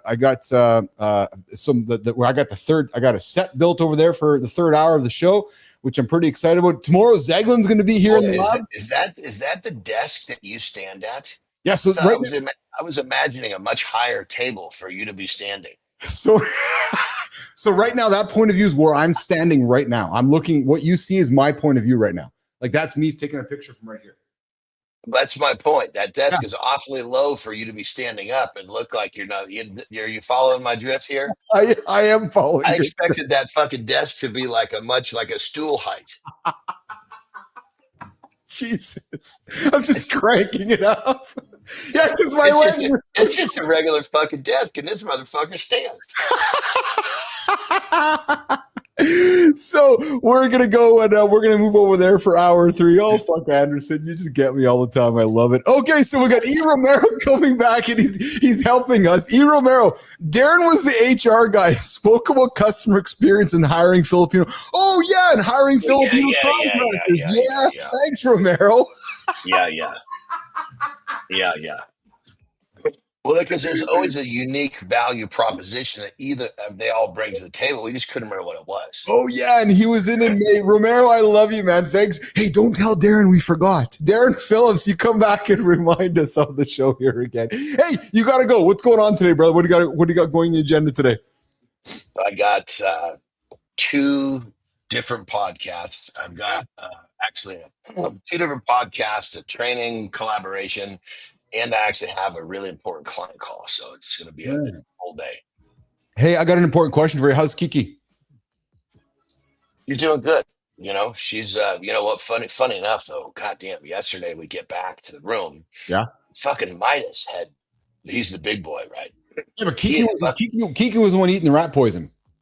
Oh, yeah, dude, she's an alien, dude. She's fun. The only people who were fucked up, but that was Terry and myself. But listen, Midas, right. He licks this fucking mole, right? And mole starts to bleed, dude. It was like, I came back in here. And it was like, did somebody get fucking killed? He got up on my fucking bed. It was just like blood everywhere, poor fucking guy, and they don't like blood. So he's trying to lick all the bloods. That's a sign of weakness. Speaking of licking, we're going to have Rufy on the show tomorrow. I learned yesterday Rufy either got kicked out or got in trouble at school because he licked a nun. I guess the question is, where did he lick her? That's exactly the question. We had a meeting with me, Jon Bannister, and Matt Roof, and he reveals yesterday, he goes, yeah, I went to it. My parents are Jewish and Catholic. So he's like, that's kind of a crazy situation. He goes, when I was in school, I licked the nun. And Bannister and I both looked at him and were like, And I'm like, where did you lick the nun? Yeah, where did you lick her? What was the phone call to mom? Hey, mom, your son licked a nun. And then isn't her question back going, where did Maddie lick the nun? So we'll talk to Matt Roof tomorrow about licking nuns tomorrow on Mornings in the Lab with Keith and Friends. Licking nuns. All right, pal, you got a couple podcasts today and you're going to get after it and we'll be back here tomorrow morning, 24 hours later. See you in the morning, brother. Have a good night. Awesome, pal. All right, Johnny's going to get out of here, Jimmy. Let's walk the young man out of the lab here. Let's get into my sound effects at licking nuns. Licking nuns. Yeah. It's a new segment. Licking nuns with Matt Roof on Mornings in the Lab with Keith and Friends. Roofy, you gonna lick some nuns? I lick nuns for a living. Lady Drew, did the nun enjoy it? E. Romero, what's going on, brother? I appreciate you. E. Romero, keeping us honest here. Darren Phillips, yes. Hey, Jimmy, maybe E. Romero is actually Darren Phillips going, yes, this is my alias. Why the fuck didn't you guys remember me? Good question. Good question. All right, guys, we are in the Community Corner segment of the show. I was looking for my notes. Time for the Community Corner where we connect LinkedIn and Substack on Mornings Live with Keith and Friends. Yep. When was the last time you laughed at your own CV? You said, I know. Hey, Melissa, I know. You took a walk for absolutely no reason. Or you realize that live music might just be the best medicine you never knew you needed. Well, coming up, these are the stories today are going to get you thinking, grinning, and maybe even moving. All right. You guys know I like to do this. Whoa. Let's go. Let's go. Here we go. All right. Gen Z, men lost, lonely, and looking for a new playbook. Yeah, what's really gone with young men today? I don't know. We got to ask Lydia Hoey. Well, Dominic explores the state of American men 2025. And folks, it's not all protein shakes and TikTok dances. Nope. Gen Z guys are feeling the pressure, financial stress, loneliness, and a weird craving to be more masculine. Whatever that means. Yeah. 75% say it's way harder to feel financially secure than it was for their dads. Wow. Get the fucking work. Nearly 70% feel like nobody cares if they're okay. What? Guys, mental resilience. And the more they try to fit into the man box, the worse their mental health gets. But there's hope. Mentorship and conversations and ditching the tough guy act might just be the way forward. I got an invitation for you guys. Why don't you come join the show? Come join Mornings Live with Keith and Friends. Yeah, we don't talk tough guy stuff here. We talk mental resilience. We talk emotional health. We talk fitness. We redefine masculinity right here in the lab, 8 o'clock Eastern time. So, what do you think? Is it time to retire the old playbook, men? Is it time to retire it and write a new one for the next generation? I think it is. Let's talk about it. All right, the most underrated experience on Substack. Can you walk your way to a better life? Wow. Too Blessed on Substack says yes. Forget fancy gym memberships and complicated routines. A simple daily walk can change everything, he says. Walk to think, walk to blow off steam, walk just because you can. Jimmy, walk if you can just pull one out. Speaking of walking, Jimmy, I got something funny to share with you guys a little later. It's not just a filler for when you're too tired to train. It's the cornerstone of health, clarity, and even creativity. So whether you're raising kids, running a business, or just trying to survive Monday, walking is the ultimate reset button. Guys, I go for a walk after the show all the time just to get my brain. I go for a walk. So go for a walk. Get up, get after it. Go for that walk today. All right, guys, let's keep it rolling here. CVs, are they still a thing or are they just a comedy special in disguise? I said CVs like the resume.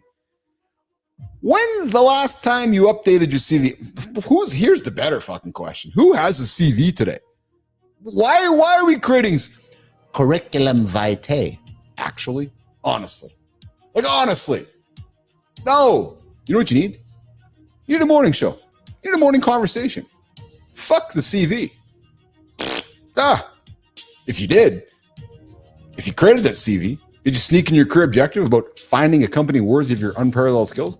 Or maybe a photo from your mate's fourth wedding. Well, Gaurav Sharma has us rolling with his list of the most irrelevant things people still put in their CVs.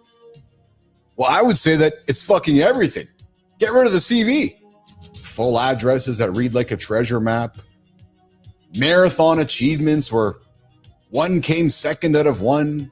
Ending credits that would make a movie director jealous. The real question is, Jimmy, are CVs still actually needed? Well, there's over 73. There's my little list there. 73% of companies are now favoring skills-based hiring over the old school CV, and your digital presence often says more about you than a list of outdated achievements. So here's the thing, guys. Here's some straight facts. Put the fucking CV away. Go get some real skills. Go get some real social proof and show everybody. Do it. Oh, that's what we're doing here in the lab every single day. We're building shit. We're creating stuff using all the AI tools. No CV. No, just real social proof. So put the CV away. Put the resume away. Go to work. Get some momentum. Create some movement. Create some results. And then show people. Watch the magic happen.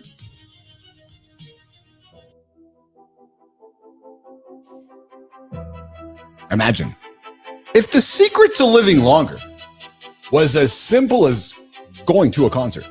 Well, Don Farrow says live experiences aren't just nice to have, they're your brain and your body's secret sauce. And science backs her up. Live music drops your stress.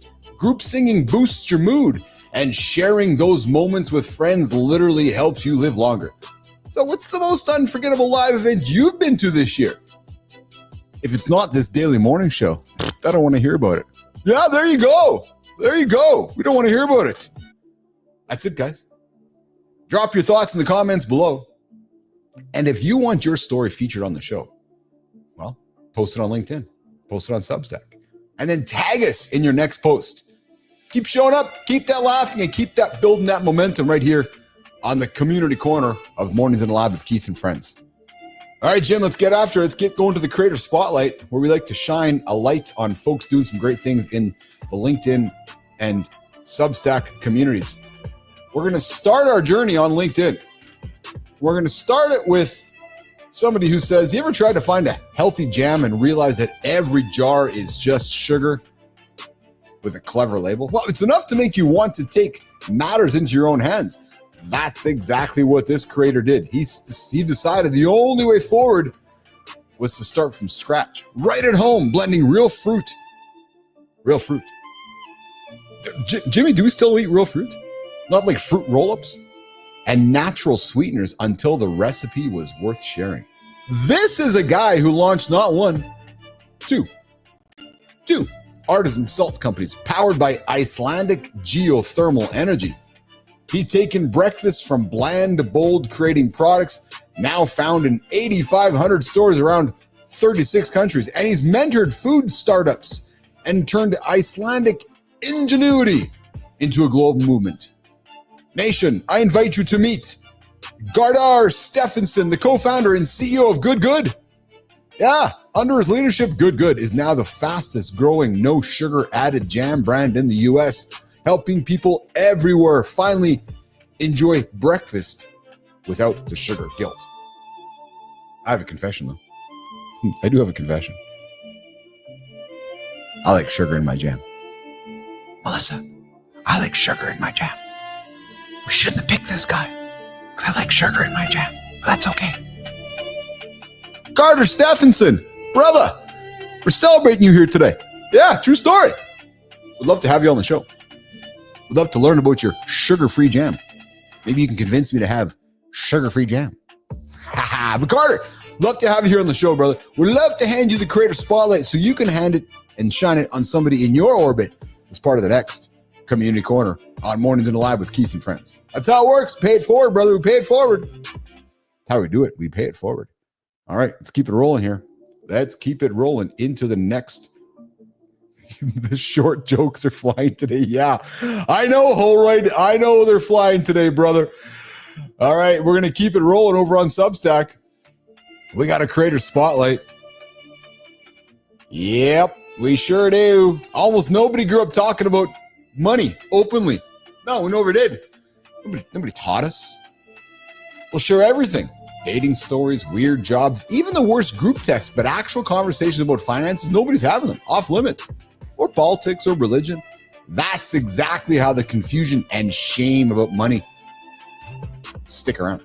But you're not alone. You got someone who's not afraid to call it the BS, who skips the credit card points and actually says what needs to be said about financial planning. She writes one of the clearest, most brutally honest financial newsletters out there.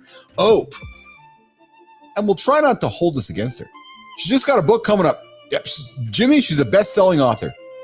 I invite you guys to meet Allie Jane Ayers, the co-founder and co-CEO of Brooklyn, Florida, and the voice behind Money Changes Everything. If you're tired of financial advice that feels like a game show and you want real, honest talk about how money shapes your life, I invite you to follow Allie Jane. And hey, Allie, we'd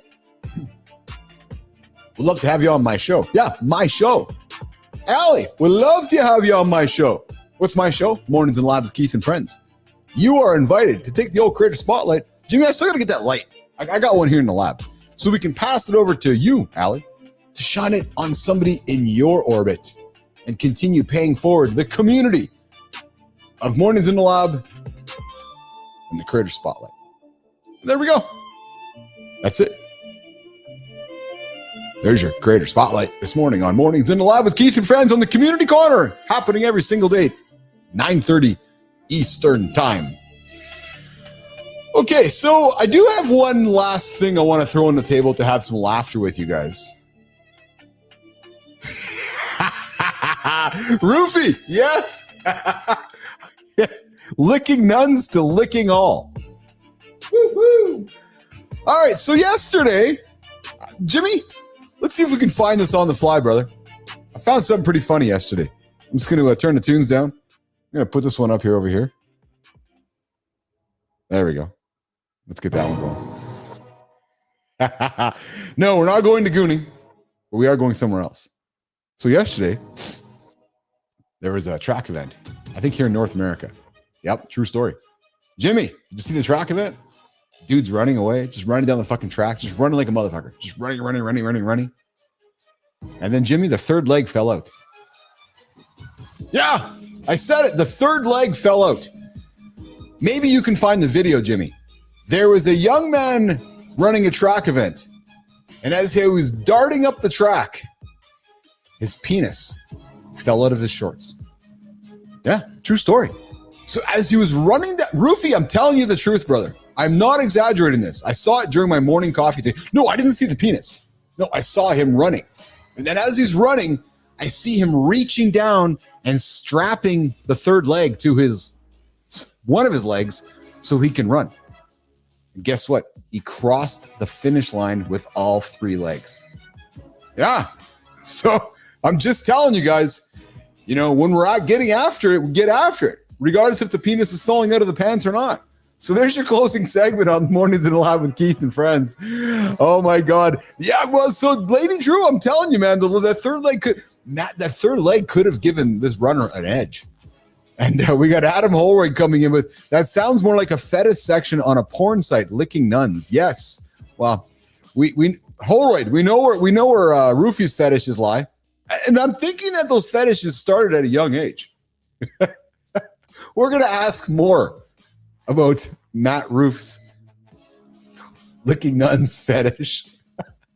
He's like, Billis, really? Yeah, Roofie, you jumped into bed with me. Oh, sorry. You jumped into the sack with me to play in this whole thing. So I'm just thinking that we might have to talk licking nuns tomorrow. I can see Jimmy's getting after it here. Jimmy, you got something to show us?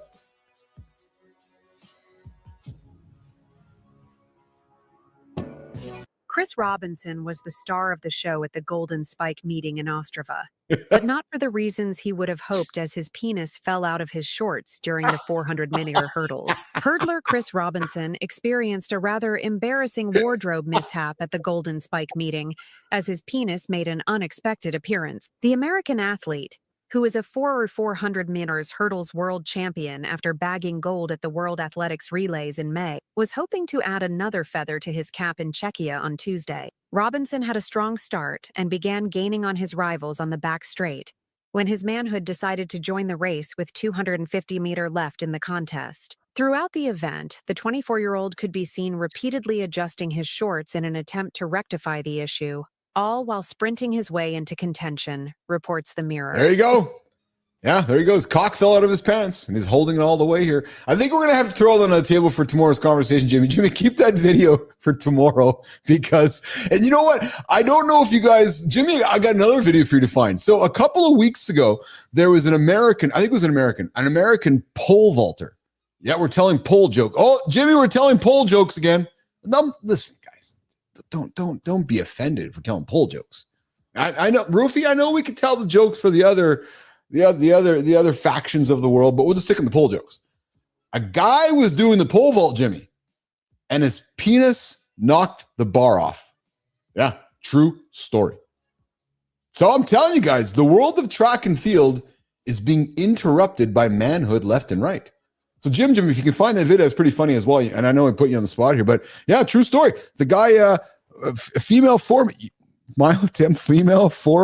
minutes, mile attempt soon. Batshit crazy. I gotta get your batshit. I need you to be more clear in your communication, batshit. We do have a 4th hour coming up. Actually, 3rd hour coming up in August with John Bannister, and the 4th hour coming up with a yet unnamed female is the goal here. But guys, we just saw the video of Chris Robinson's penis falling out of his pants. He's running a track event. There was another track event just recently happening here where the pole vaulter jumped the pole and his penis, his erect penis, true story, guys, his erect penis got caught on the pole vault as he went over the bar. So there you go. Just telling you guys, you got to strap it up. You know, I think, Jimmy, we have to ask Johnny the question. When you're on stage and you're all strapped into the, you're all strapped in, you've got your trunks on and you're all strapped down there. Like, I'm wondering if you're worried about it poking out. Or I'm wondering if you're worried about it growing.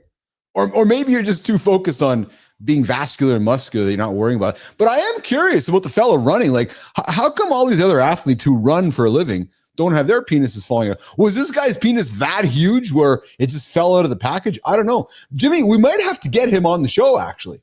That's Melissa. Let's go find Chris Robinson and get him on the show so we can ask him about how his package fell out of his pants. And then ideally we get the other guy, the pole vaulter guy, and ask him why his penis knocked over the pole vault. Here we go. Check this out, guys. Watch this.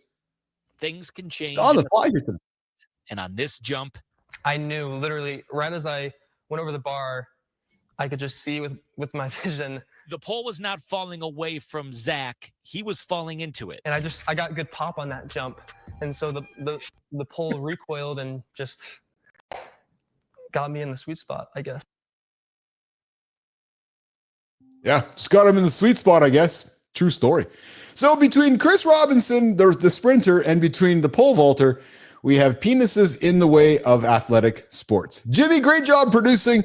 Melissa, great job on the back end, guys. What a lot of fun here this morning on Mornings in a Lab with Keith and friends. Some fun laughter to get the day started here, which is always a lot of fun. Well, guess what, guys? I'm giving you 9 minutes back in your day. Yeah, I'm giving you 9 minutes back. True story. So I'm wrapping it up. You guys got something to say?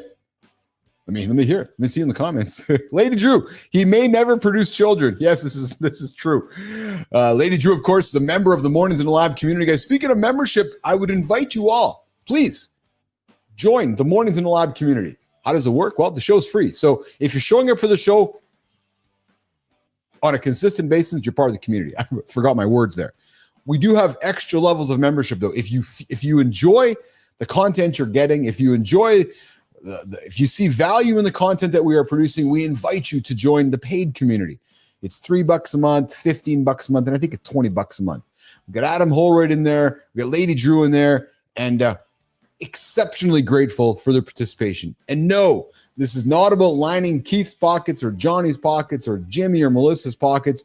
All the money that we're getting from this thing, we are going to reinvest back into the business. Hour 3, hour 4, the continued platform, content and conversation to help men like you, help men like me, help men like all of us get up and get after it. So I invite you guys to join the community over at Mornings in the Lab with Keith and Friends. Please do. Love to see you guys in there. And guys, you know, I'm grateful for Adam's support and I'm grateful for Lady Drew's support because they didn't know what they were getting into, but they decided to ante up. And I'm very, very grateful for that. And right now, honestly, and to be frank, because we learned yesterday, the value is we're still figuring the value out. But if you guys see the value in what we're producing every single day, we'd love to have you guys join the Mornings in the Lab community. And before we say goodbye, what I'd also like to leave you with is the Mornings in the Lab phone number, Jimmy, 431-300-3005. The morning number to get you guys into the show. What does it mean? You can leave a voicemail. You can leave a text. You can phone me live on the show. 431-300-3005. True story. It actually rings. There's actually text there. And I'll bring you into the show. So we'll see you guys tomorrow on Free For All Friday. We got a lot of great topics. Here's what we're doing, guys. Topics that we didn't get to throughout the week, we're piling them up on Friday. We're going to keep it loose, going to keep it light. I invite you guys all to come back. Batshit, Ian Romero, Lady Drew, Holroyd, Bernard was shaking. Bernard, hope you're having a good day here today, buddy. Rufy, everybody else, we'll see you guys tomorrow. Lauren, my baby, have a great one, guys. Keith's out of here. Ladder's calling. We'll see you guys 8 o'clock tomorrow. LinkedIn, YouTube, and X. Let's get out of here, Jimmy.